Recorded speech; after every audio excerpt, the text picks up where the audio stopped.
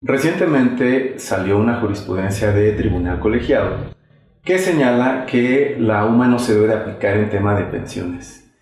Y este ha sido un tema que ha causado mucho revuelo en nuestro país en los últimos años, aquí en México, y considero que es importante que antes de que les presentemos la UMA, la cual vamos a explicar de manera detallada, les digamos cuál es el contexto para que entendamos, para que todos sepamos de qué estamos hablando y por qué es importante esta jurisprudencia en tema de pensiones y qué podríamos esperar en el futuro con ella.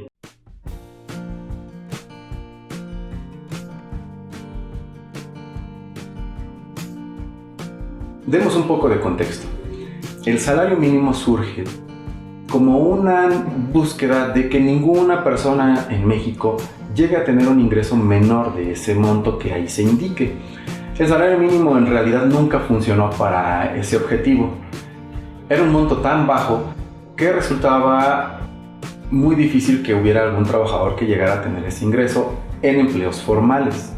Sin embargo, todavía a actuales fechas hay economistas que señalan que hay una gran parte de la población que tiene un monto de ingreso mensual de 2 salarios mínimos, lo cual sigue siendo algo bajo, y precisamente por eso lo que se buscó es recuperar ese poder adquisitivo del salario mínimo. Pero como el salario mínimo se ocupaba principalmente para pagar multas, impuestos, aportaciones de seguridad social, contribuciones en general, no se podía lograr ese aumento porque estaba encadenado a esos indicadores, y por eso el legislador consideró importante que a partir de una reforma a la Constitución se desindexara, lo que significa es que se separara ese salario mínimo de todos esos indicadores a los cuales venía sujeto, venía amarrado. En el 2016 se hace esa reforma a la Constitución señalándose que el salario mínimo no podía ser ocupado para fines ajenos a los cuales fue creado. Y para poder desanclarlo se crea un indicador que lo sustituya, que le llamaron unidad de medida y actualización. Eso es la UMA. Entonces la UMA nace como salario mínimo porque nace con el mismo monto en el año 2016, en 73 pesos con 4 centavos. Así estaba el salario mínimo y así nació la UMA. Durante ese año no hubo ningún problema. A partir del siguiente año se busca que tenga un aumento muy importante y el aumento se da del 9.58%. No es suficiente, no genera una buena calidad de vida para los trabajadores, pero va en ese camino.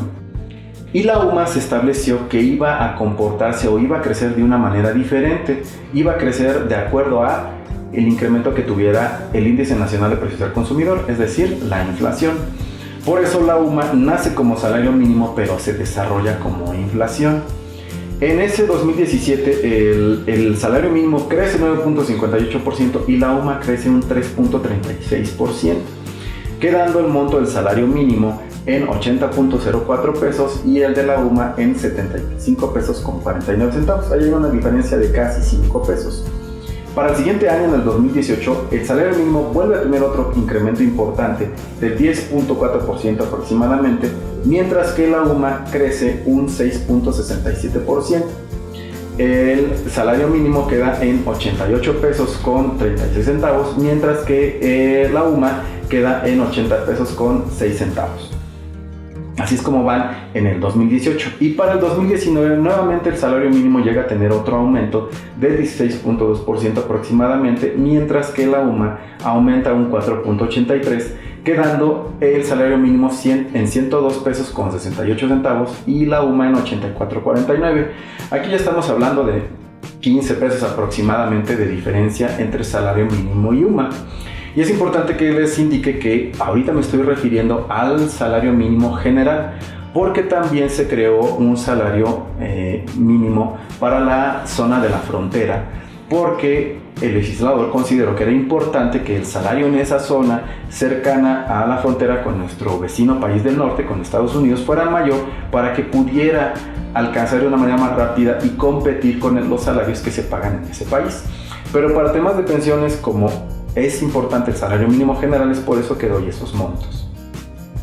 Hasta ahí todo tiene sentido, todo cuadra, porque el salario mínimo sí está aumentando más y eso algunas voces, algunos economistas connotados de nuestro país les causa un aspecto positivo porque se está logrando ese objetivo paulatinamente, pero va avanzando. Sin embargo, surge una controversia que tiene que ver con las pensiones, y esa controversia se da para trabajadores y para pensionados. Hablemos cuál es la controversia para los trabajadores. La mayor parte de las leyes de los institutos de seguridad social, IMSS, ISSSTE, IFAM, ISEMINA, etc., establecen montos mínimos y montos máximos de cotización para que las prestaciones, en particular la pensión, no se paguen más abajo, generalmente de un salario mínimo, y tengan un techo, un tope, para que no se paguen pensiones exorbitantes. En temas de ISSSTE, la cuota máxima pensionaria generalmente ha sido 10 salarios mínimos. Eso lo establece tanto la anterior ley como la ley vigente. 10 salarios mínimos que, a partir de la reforma a la Constitución, se señaló que todo lo que se dijera en las leyes secundarias que dijera salario mínimo iba a decir o se iba a entender como UMA, mientras el legislador hacía las reformas correspondientes a todas las leyes, cosa que todavía no ha ocurrido. Pero por esa interpretación de la Constitución, ahora el ISSSTE lo que ha determinado es que, al referirse a esa cuota máxima de 10 salarios mínimos, ahora se está hablando de 10 UMAS. ¿Cuál es el impacto para un trabajador entonces en activo? Que si estaba cotizando por una cuota máxima, y vamos a hablarlo de sueldos mensuales para que cause más sentido. Si eras de esos trabajadores, o si tú eres uno de esos trabajadores afortunados que tiene un sueldo cotizable, es decir, sueldo tabular, trabajador al servicio del Estado, en el 2017 de 24,012 pesos al menos, a partir de ese año ya no ibas a cotizar por esos 24,012, sino que ibas a cotizar, o te iban a descontar la parte proporcional de 22,647 pesos. Es decir, una diferencia de 1,500, un poquito más de 1,500 pesos. Uno diría, bueno, pues me van a descontar un poquito menos. Puede ser una buena noticia, pero no. La realidad es que en el mediano y largo plazo afecta, porque en particular para la pensión, la cuota máxima pensionaria que se va a asignar, o la pensión en general, sería máximo de 22,647 y no los 24,012 pesos.